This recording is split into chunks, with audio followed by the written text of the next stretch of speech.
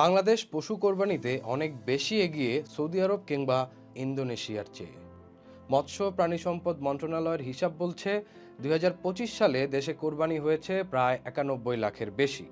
এমনকি এবছর কোরবানির জন্য দেশে প্রস্তুত আছে ১,২৩,০০,০০০-এরও বেশি পশু, যেখানে টোটাল চাহিদা প্রায় ১ কোটি। অথচ আন্তর্জাতিক চিত্রটা একটু ভিন্ন।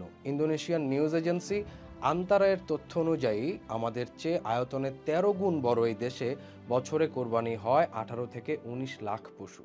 আবার আমাদের চেয়ে বেশি জনসংখ্যার দেশ পাকিস্তানেও এই সংখ্যা ৭০ থেকে ৭৫ লাখের ঘরে থাকে বলে জানা যায় পাকিস্তান ট্যানার্স অ্যাসোসিয়েশনের হিসাব অনুযায়ী।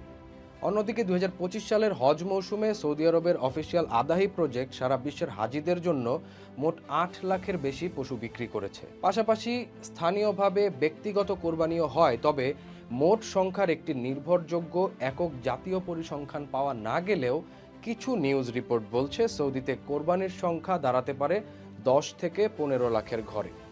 প্রশ্ন হচ্ছে, বাংলাদেশে কোরবানির সংখ্যা এত বেশি কেন? বিশ্লেষকদের মতে বাংলাদেশে কোরবানি শুধু ব্যক্তিগত ধর্মীয় আবেগের মাঝেই সীমাবদ্ধ নেই।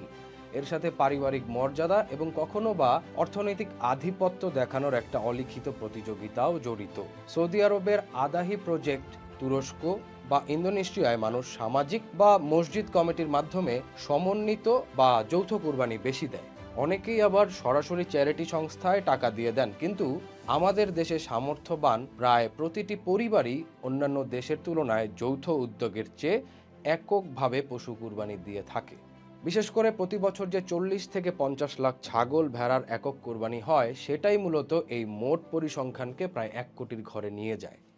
তাই সব মিলিয়ে সংখ্যার বিচারে বাংলাদেশ এখন কোরবানিতে অঘোষিত বিশ্ব চ্যাম্পিয়ন।